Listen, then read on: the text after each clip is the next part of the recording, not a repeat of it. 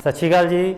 मैं Gurpreet Singh science master सरकारी high school पीरी इसमाइल खां बतौर BM काम कर रहा। अज आप कंसैप्ट करांगे बिजली।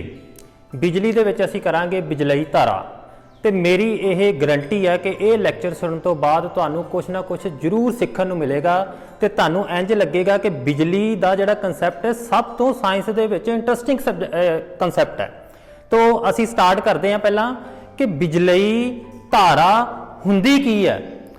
देखो बच्चों, कोई भी कंडक्टर है, सुचालक है या कोई सर्किट है, उस सर्किट सुचालक किसी धात दे विच जदों फ्री इलैक्ट्रॉन एक थां तो दूजे थां ते जांदे ने तां बिजलई धारा पैदा करते हैं। फिर दोबारा सुनो, किसी भी सुचालक सर्किट दे विच जदों चार्जस या इलैक्ट्रॉन एक थां तो दूजी थां ते जांदे ने तां बिजली धारा पैदा करते हैं। देखो मान लो ये कंडक्टर है, इस कंडक्टर दे विच जिहड़े चार्जस ने जे ये इधर नूं जाणगे, चार्जर की इलैक्ट्रॉन्स जे इधर नूं जाणगे, आ भी इलैक्ट्रॉन सो मैनी इलैक्ट्रॉन्स एक कंडक्टर दे विच किन्ने ही फ्री इलैक्ट्रॉन हुंदे ने, वो जदों एक थां तो दूजी थां ते जाणगे तां बिजली धारा पैदा करनगे। हुण ये देखो, मान लो आ जिहड़ा इलैक्ट्रॉन है इस ए पॉइंट तो B पॉइंट वाल जा रहा है तां बिजलई धारा पैदा हुंदी है। हुण ये कंसैप्ट है कि बिजली धारा की कोई डायरैक्शन भी हुंदी है। हाँ जी, बिल्कुल डायरैक्शन भी हुंदी है। ये बिजली धारा की डायरैक्शन B to A मन्नी जाती है। जेकर इलैक्ट्रॉन A तो B वाल जाणगे तां बिजली धारा की जिहड़ी डायरैक्शन है वो B तो A वाल मन्नी जाती है परंपरागत तौर पर, मतलब कन्वेंशनली असी यह रूल बनाया होया है कि जिधर नूं इलैक्ट्रॉन जाणगे बिजली धारा उस तो उल्ट जाएगी। जिवें कि ये रूल है कि आपां खब्बे हत्थ ही चलना, इंडिया दे विच ये रूल है असीं खब्बे हत्थ ही चलना। हालांकि कोई सज्जे हत्थ तुल के चल के कोई गलती नहीं कर लैंदा, पर असीं रूल बनाया होया है। हुण असीं गल करांगे कि जिहड़ी बिजली धारा दी कोई किस्मां भी हुंदियां हन। बिल्कुल, बिजली धारा दियां दो किस्मां हुंदियां हन। एक नूं असीं कहने आ AC, दूसरे नूं असीं कहने आ DC। जिवें कि बोर्ड के उत्ते दिखाया गया है, असीं अज ये 5 टॉपिक दीयां गल्लां करांगे। तां असीं ये जिहड़े टॉपिक है सिर्फ ते सिर्फ एक पंछी झात मारांगे अज, क्योंकि टॉपिक लंबा है। असीं हौली हौली इस टॉपिक नूं गांह गांह अगले एपीसोड्स दे विच करदे जावांगे। असीं मेनली 5 टॉपिक अज छेड़ने ने। बिजली धारा, जिवें कि मैं तुहानूं दसदा है, बिजली धारा दीयां किस्मां हुण दस्सण लग्गिआ। फिर आपां बिजली सर्किट बनाउण वास्ते वरते जांदे संकेतां दी भी गल करांगे। फिर अर्थिंग करना की हुंदा है असीं उस दी भी गल करांगे। फिर फ्यूज जां MCB की हुंदे ने असीं उस दी भी गल करांगे। चलो असीं गल करदे हां कि बिजली धारा दियां 2 किस्मां हुंदियां हन। एक नूं कहंदे ने AC, एक नूं कहंदे ने DC। बिजलई धारा दियां किस्मां।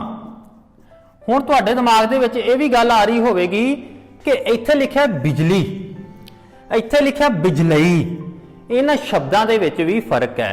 बिजली एक ब्रॉडर टर्म है ते बिजलई जिहड़ा शब्द है वो धारा नाल जोड़ के एक उहदा पार्ट बन जाता है। बिजली जिहड़ा कंसैप्ट है उसदे एक पार्ट वाला कंसैप्ट है बिजलई धारा। बिजलई धारा का मतलब अंग्रेजी च इहनूं कहंदे ने इलैक्ट्रिक करंट। ये कल्ला बिजली है, इलैक्ट्रिसिटी है। बिजलई धारा की है? इलैक्ट्रिक करंट है। इस दियां 2 किस्मां ने, एक नूं कहंदे AC, एक नूं कहंदे DC। इहदी फुल फॉर्म की हुंदी है? AC का मतलब है ऑल्टरनेटिंग करंट। बच्चों DC का मतलब है डायरैक्ट करंट। बच्चों हुण आपां वेखांगे कि साडे घरां दे विच किहड़ियां-किहड़ियां चीज़ां AC करंट ते चलदियां ने, किहड़ियां-किहड़ियां चीज़ां DC करंट ते चलदियां ने। बट तुसीं तुहाडे दिमाग च आया होवेगा कि AC करंट हुंदा की है, DC करंट हुंदा की है। ये असीं अगले एपीसोड दे विच करांगे इसनूं डिटेल दे नाल। अज असीं इन्ना सीखना AC करंट दे विच चलण वालियां किहड़ियां-किहड़ियां चीज़ां ने, जिवें कि पक्खे, ਕੂਲਰ, ਫਰਿੱਜਾਂ, ਏसी। ਹੁਣ ਆ ਏसी है अल्टरनेटिंग करंट, ते ये एसी केड़ा एयर कंडीशनर, एयर कंडीशनर्स। हुण डीसी ते चलण वाली किहड़ियां चीज़ां ने बच्चों, जिवें टॉर्च है, जिस कैमरे दे विच रिकॉर्डिंग हो रही है वह भी डीसी करंट ते चलदा है। कैमरा, टॉयज, रिमोट, टीवी का रिमोट जां एसी का रिमोट। हुण बच्चों एक गल तुसीं नोट करियो कि इत्थे आपां टीवी नहीं लिखिया, इत्थे असीं कंप्यूटर नहीं लिखिया, इत्थे असीं स्टीरियो नहीं लिखिया, तो तुसीं ये सोचदे होवोगे कि की यह एसी करंट ते नहीं चलदे। बच्चों ये वो उपकरण ने जिन्हां नूं असीं इनपुट तां एसी दिंदे आ, पर इस दे विच करंट ट्रांसफार्मर राही डीसी दे विच बदल के तां वो उपकरण डीसी ते चलदे आ। जिवें टीवी, इस नूं असीं इनपुट जिहड़ी दवांगे वो एसी दवांगे। साडे घरां दे विच आउण वाली एसी 220 वोल्टेज दा पोटेंशियल अंतर रखदी है। साडे घरां दे विच जिहड़ी एसी आउंदी है उस दा पोटेंशियल अंतर 220 वोल्ट तो 230 वोल्ट हुंदा है। ठीक है, जेकर असी इनपुट टीवी नूं एसी दिंदे हां ते आउटपुट उहदे अंदरों डीसी मिलदी है, ते डीसी प्लेट तक जांदा है ते टीवी चलदा है। इवें ही कंप्यूटर, कोई स्टीरियो है, इवें ही जिहड़ा मोबाइल चार्ज है, जा देखो बच्चों मोबाइल चार्जर है, इस नूं भी असी एसी ते 220 वोल्ट दे विच लाउने आ, पर इहदी जिहड़ी आउटपुट है ते ये आउटपुट डीसी निकलदी है। दिने एसियां, आउटपुट जिहड़ी इधरों निकलदी है वो डीसी निकलदी है। जिहड़ा मोबाइल भी है, मोबाइल भी डीसी करंट ते चलदा है। इस तो अगे बच्चों आपां करांगे कि इलैक्ट्रिसिटी दे विच जेकर कोई सर्किट बनाउणा है तां सानू उस दे वास्ते बड़े संकेतां दी लोड़ पैंदी है। इन्हां संकेतां दी क्यों लोड़ पैंदी है बच्चों जेकर असी किसी सड़क ते जा रहे हैं तो सानू एवें दा कोई साइन मिलदा, कई बारी सानू एवें दा भी साइन मिलदा, कई बारी सानू एवें दा साइन बोर्ड लग्या होया मिलदा, कई बारी सानू एवें दा साइन बोर्ड लग्या होया मिलदा। इन्हां संकेतां दी साडे जिंदगी दे विच बहुत महत्ता है, क्योंकि उत्थे सानू किसी भाषा दी वरतों कीते बगैर ही असी यह अंदाजा ला सकते हैं कि इसका की मतलब है। जिवें इसका मतलब है कि सज्जे मुड़ो, इस संकेत का मतलब है खब्बे मुड़ो, इस संकेत का मतलब है अगे फाटक आ गया है, इस संकेत का मतलब अगे कोई बैरीयर है जां टोए ने। इवें ही जेकर आपां इलैक्ट्रिसिटी दे विच वेखीए तां संकेतां दी बहुत महत्ता है।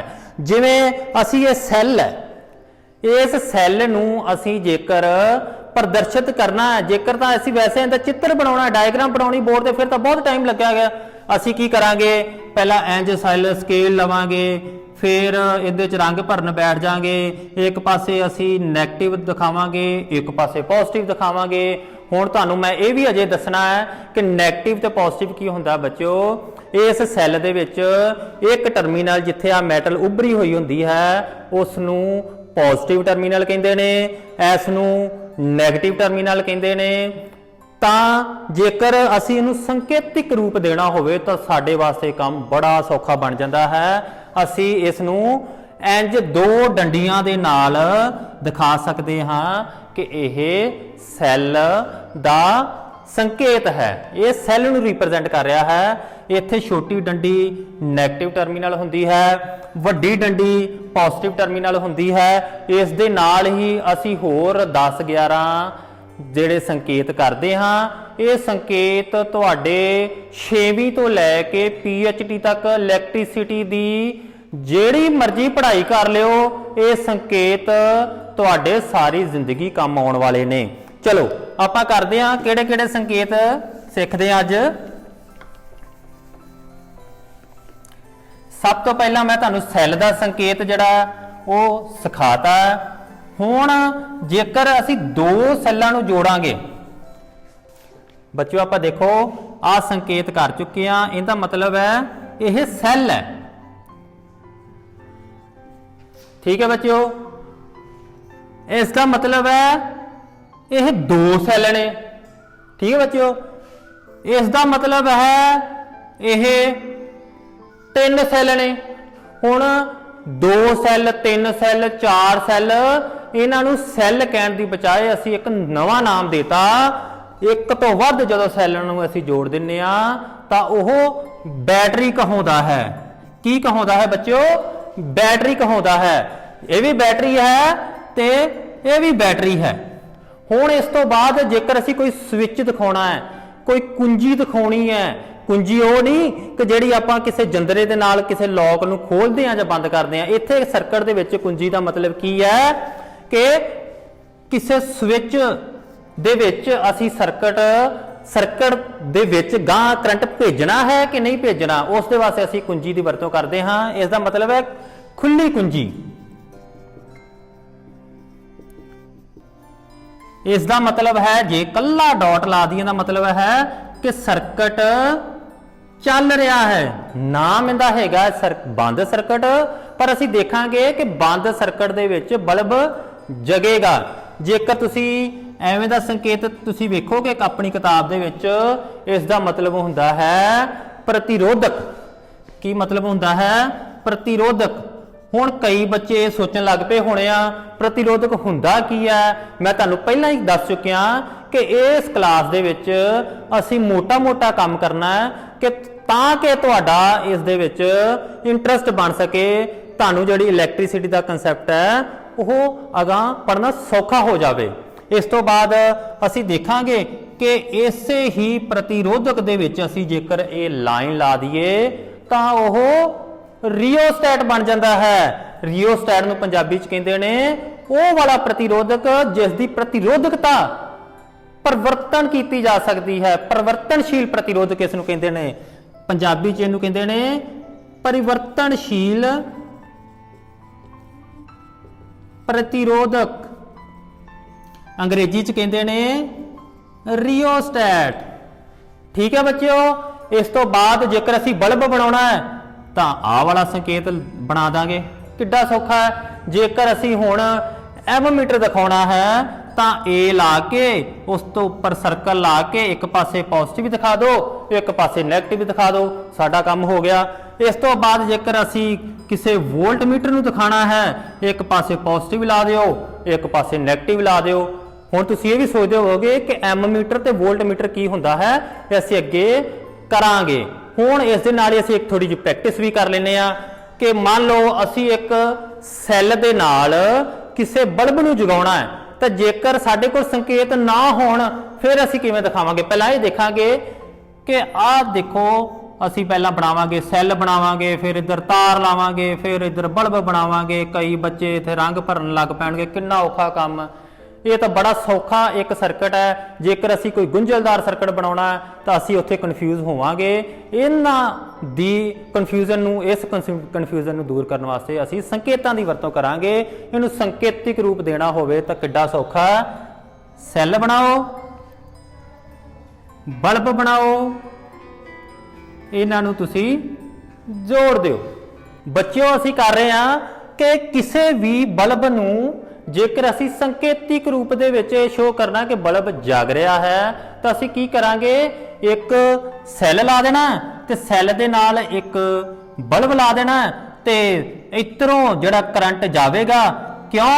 क्योंकि मैं तुहानूं दस्सिया है कि जिहड़ा करंट है प्लस तो माइनस वाल जांदा है। करंट प्लस तो माइनस वाल जाता है क्योंकि जिहड़े इलैक्ट्रॉन्स ने इधर नूं जांदे ने ते करंट दी असी कन्वेंशनली डायरैक्शन प्लस तो माइनस वाल, मतलब कि इलैक्ट्रॉनां दी दिशा दे उल्ट लैने हाँ। हुण तुसीं इस वीडियो नूं पॉज करके एक क्वेश्चन का आंसर देना है। मैं तो आंसर तुहानूं दे ही देना है कि एक बल्ब है आ सर्किट दे विच, कि मैनूं कोई बच्चा दस सकदा है कि यह बल्ब जाग रहा है जां नहीं जाग रहा। इस वीडियो नूं तुसीं पॉज करके यह दिमाग लगाओ, यह बल्ब जाग रहा है कि जां नहीं जाग रहा। हुण मैनूं पूरी उम्मीद है कि तुसीं इस क्वेश्चन का आंसर कर चुके होवोगे। बड़िया ने बच्चों ने नोट किया होएगा, मैं तुहानूं दस्सिया सी इस खुली कुंजी दे विच कनैक्टिविटी नहीं है तां ये बल्ब नहीं जगेगा।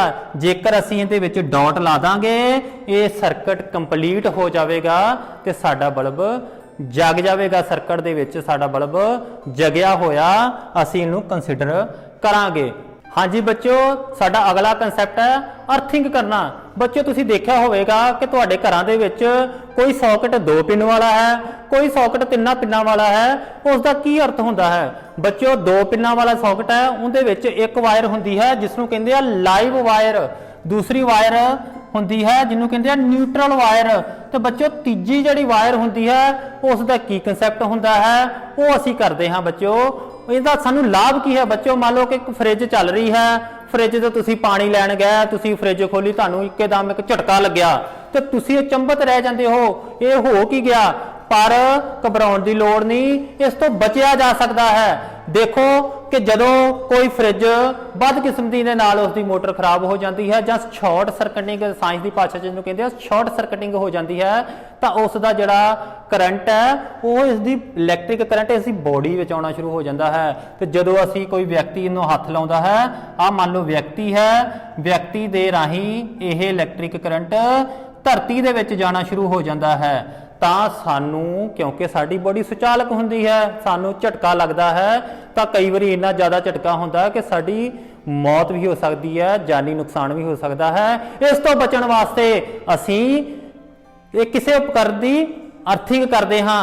तीजा पिन असीं लाउने हाँ, इस बॉडी दे नाल असीं एक वायर ला के इसनूं इस तीजे जिसनूं कहंदे आ अर्थिंग, ये हरे रंग की तार हुंदी है, इसनूं अगों सिद्धे जां असिद्धे तौर पर इसकी धरती दे विच इनू अर्थिंग की जाती है। क्योंकि कोई भी करंट धरती दे विच जिन्ना मर्जी तुसीं इलैक्ट्रिक करंट दे दिओ धरती ने सोख लेना है।